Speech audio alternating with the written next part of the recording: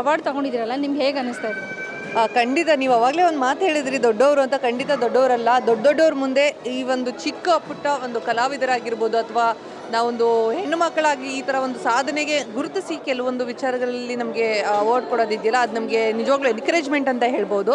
So ತುಂಬ ಖುಷಿ ಆಗುತ್ತೆ. ಆ್ಯಂಡ್ ನಿಜವಾಗ್ಲೂ ನಾವು ಈ ಒಂದು ಅವಾರ್ಡ್ಗೆ ಅರ್ಹರೋ ಇಲ್ವೋ ಗೊತ್ತಿಲ್ಲ, but I am sure that ಏನೋ ಈ ಥರದೊಂದು ಸನ್ನಿವೇಶಗಳಲ್ಲಿ ಅಥವಾ ಒಂದು ಸ್ಟೇಜ್ ಮೇಲೆ ಬಂದಾಗ ತುಂಬ ಒಳ್ಳೊಳ್ಳೆ ಕೆಲಸಗಳನ್ನ ಮಾಡಬೇಕು ಅಂತ ಸ್ಫೂರ್ತಿ ಅಂತೂ ಖಂಡಿತ ಆಗುತ್ತೆ. ಅಂತಾರಾಷ್ಟ್ರೀಯ ಮಹಿಳಾ ದಿನಾಚರಣೆಗೋಸ್ಕರ ಈ ಅವಾರ್ಡ್ನ ಪ್ರೊಡ್ಯೂಸ್ ಮಾಡ್ತಾ ಇರೋದು. ಮಹಿಳೆಯರಿಗೋಸ್ಕರ ನೀವೇನು ಹೇಳೋಕ್ಕೆ ಇಷ್ಟಪಡ್ತೀರಿ ಮ್ಯಾಮ್? ಖಂಡಿತ ನನ್ನ ಪ್ರಕಾರ ಮಹಿಳೆ ಅಂತ ಅಂದಾಗ ನಾನು ಯಾವಾಗಲೂ ಹೇಳ್ತೀನಿ, ಹೆಣ್ಣು ಮಕ್ಕಳಾಗಿ ಹುಟ್ಟಿರೋದೇ ಒಂದು ನಿಜವಾಗ್ಲೂ ದೊಡ್ಡ ಶಕ್ತಿ ಅಂತ.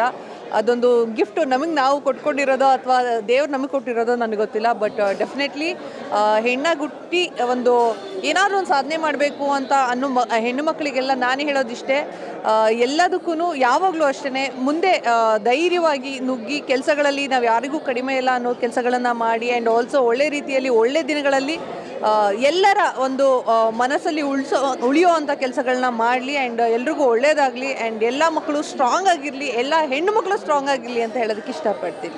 ಇಡೀ ಕರ್ನಾಟಕ ಮನೆ ಮಾತಾಗಿರುವ ನಾಗಿನಿ ಇವಾಗ ಮದುವೆ ಲೈಫ್ ಹೇಗಿದೆ ಅಂತ ಜಶ್ವಂತ? ಆ್ಯಕ್ಚುಲಿ ಹೊಸದೇನಲ್ಲ, ನಾಗಿಣಿನೂ ಹೊಸದಲ್ಲ, ಮದುವೆನೂ ಹೊಸದೇನಲ್ಲ. ಅಂದರೆ ಮದುವೆ ಆಗಿ ಹೊಸದೇನಲ್ಲ, 2 ವರ್ಷ ಆಯಿತು. ಸೊ ನಾಗಿಣಿ ಆಗಿ ಸತತ 10 ವರ್ಷಗಳಾಯಿತು. ಸೊ ಎರಡೂ ಎಕ್ಸ್ಪೀರಿಯನ್ಸ್ ತುಂಬಾ ಚೆನ್ನಾಗಿದೆ ಆ್ಯಂಡ್ ಎರಡೂ ಜೀವನನೂ ತುಂಬಾ ಚೆನ್ನಾಗಿತ್ತು. ಮುಂದಿನ ಜೀವನವನ್ನು ತುಂಬ ಚೆನ್ನಾಗಿರಲಿ ಅಂತ ಬಿಟ್ಟು ನಾನು ಆಶಿಸ್ತೀನಿ. And I wish all of you to wish me.